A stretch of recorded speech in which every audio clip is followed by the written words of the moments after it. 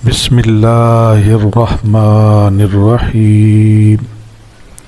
ناظرین و سامعین، شعبان المعظم کے روزوں کی فضیلت مختلف احادیث پاک میں آئی ہے۔ ترمذی شریف کی حدیث ہے، حضرت سلمہ رضی اللہ تعالی عنہا روایت فرماتی ہیں کہ رسول اللہ صلی اللہ علیہ وآلہ وسلم رمضان المبارک کے علاوہ سب سے زیادہ روزے شعبان المعظم میں رکھتے تھے۔ حضرت اسامہ بن زید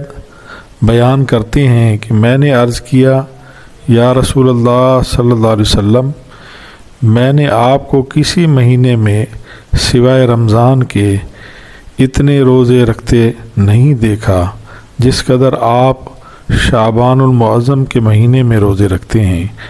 آقا علیہ الصلوۃ والسلام نے ارشاد فرمایا کہ لوگ اس رجب اور رمضان کے بیچ والے مہینے سے غافل ہیں، وہ اس کی قدر نہیں کرتے، حالانکہ اس شعبان کے مہینے میں لوگوں کے اعمال اللہ تبارک و تعالیٰ کے سامنے پیش کیے جاتے ہیں، اور میں چاہتا ہوں کہ میرے اعمال جب اللہ تبارک و تعالیٰ کے سامنے پیش ہوں تو روزے دار کی حیثیت سے ہوں۔ ناظرین و سامعین، احادیث پاک کی مختصر تشریح یہ ہے کہ نبی پاک صلی اللہ علیہ وآلہ وسلم نے 15 شعبان المعظم، جس میں شب برات بھی آتی ہے، اس کی طرف خصوصی اشارہ کر کے فرمایا ہے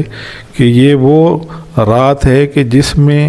لوگوں کے اعمال اللہ تبارک و تعالیٰ کے سامنے فرشتے پیش کرتے ہیں، اور نبی پاک صلی اللہ علیہ وسلم کی چاہت یہ ہے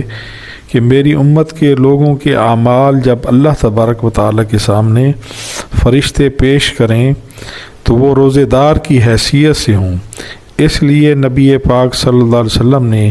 شعبان المعظم کے روزوں کو اہمیت دی ہے، لیکن سامعین کرام، عام لوگوں کو شعبان کے